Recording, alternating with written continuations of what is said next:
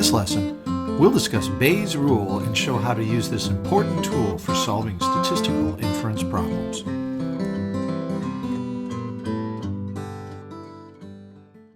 Well, Bayes' rule is named in honor of the 18th century philosopher and statistician Thomas Bayes.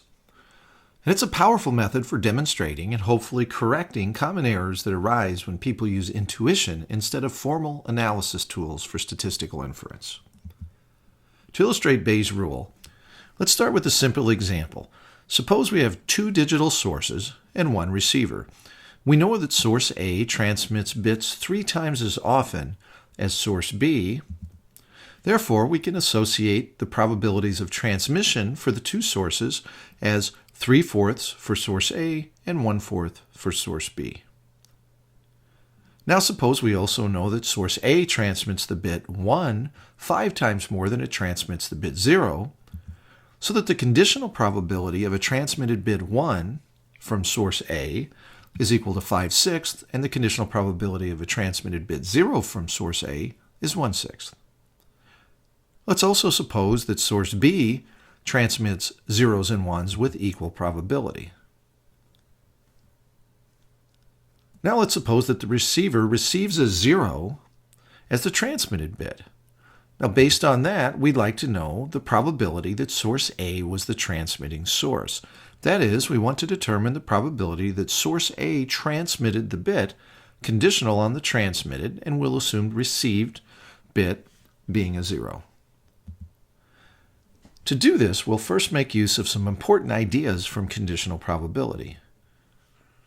Recall that the joint probability for two events, in this case, source A is the transmitter and the bit 0 is transmitted, is equal to the product of the conditional probability times the probability for the conditioning event. But it doesn't matter which event we condition on, so we can condition on the transmission of a 0 or on the transmission by source A. This means that the probability that source A transmitted the bit, conditional on the bit being equal to 0, times the probability that the transmitted bit is a 0, is equal to the probability that the transmitted bit is equal to 0, conditional on the source being A, times the probability that source A is the transmitter. Now this general relationship is the basis for Bayes' rule. Specifically, this is how we use Bayes' rule to determine the probability that source A is the transmitter conditional on the bit being a 0. It's the product of the conditional probability of a 0 transmitted conditional on the source being A times the probability that the source was source A divided by the unconditional probability or the total probability that a 0 is transmitted. Now the terms in the numerator were explicitly provided when we set up the problem. That is, the conditional probability is 1/6, and the prior probability that source A is transmitted is 3/4. And it turns out, so were the terms needed to specify the denominator, which we can see if we use the concept of total probability, where the total probability that a 0 is transmitted is the conditional probability a 0 is transmitted, conditional on source A, times the prior probability for source A, and the conditional probability a 0 is transmitted from source B, times the prior probability for source B, for which we can again use the probabilities that were explicitly provided in the problem. 1/6 for the conditional probability of a 0 from source A, 3/4 for the prior for source A, 1/2 is the conditional probability of a 0 from source B, and 1/4 is the prior probability for source B. If we work through the math then, the total probability that a 0 is transmitted, regardless of which source, is 6 out of 24, or 1/4, or 0.25. Therefore, we can conclude that the conditional probability that source A is the transmitter, conditional on a 0 being transmitted, is equal to 1/2. Now let's take a look at one of the classic examples of how Bayes' rule can demonstrate and hopefully correct the flaws in our intuition about applications of probability. Suppose that 1 in 1,000 people in the general public have a particular disease even though they show no symptoms. Now, the test for the disease is not perfect, but it's correct 95% of the time. That is, if 95% of the people who have the disease will test positive, and 95% of the people who do not have the disease will test negative. Now, suppose that a person shows no symptoms, but they test positive for the disease. What's the probability that they have the disease? That is, what's the conditional probability that you have the disease conditional on testing positive? Now, remember, the unconditional probability is 1 in 1,000.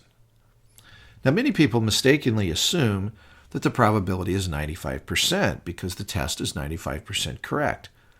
And unfortunately, some of those people are in the medical profession.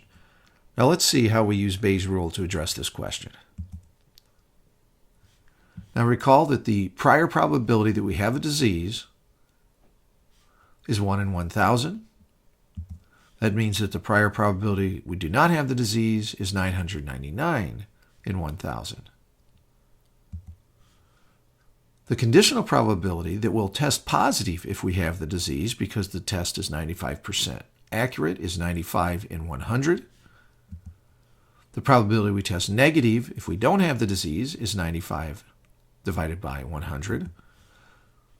So the probability we test positive without the disease would be 5 out of 100.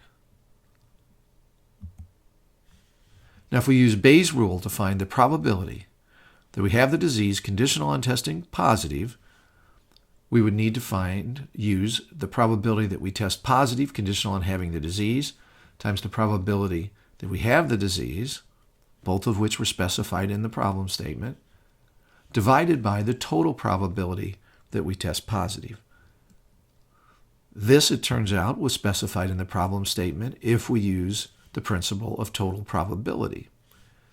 The probability we test positive is the conditional probability we test positive, conditioned on the disease, times the probability we have the disease, and the probability we test positive, conditioned on not having the disease, times the probability we do not have the disease. If we use the numbers that were specified for this particular example, we get 95 out of 100, 1 out of 1,000, 95 out of 100, 1 out of 1,000, and 5 out of 100, and 999 out of 1,000. That simplifies when we take out all of the denominator terms that are common. 95 over 95 plus 5 times 999. That turns out to be 0.0187, or about 1.87%. Now, this might seem low relative to the 95% accuracy of the test, but note that the prior probability was only 0.1%. So this test has, in fact, increased the probability that we would have the disease by an order of magnitude. Well, with these examples, hopefully this will give you an idea of how we use Bayes' rule for problems involving statistical inference.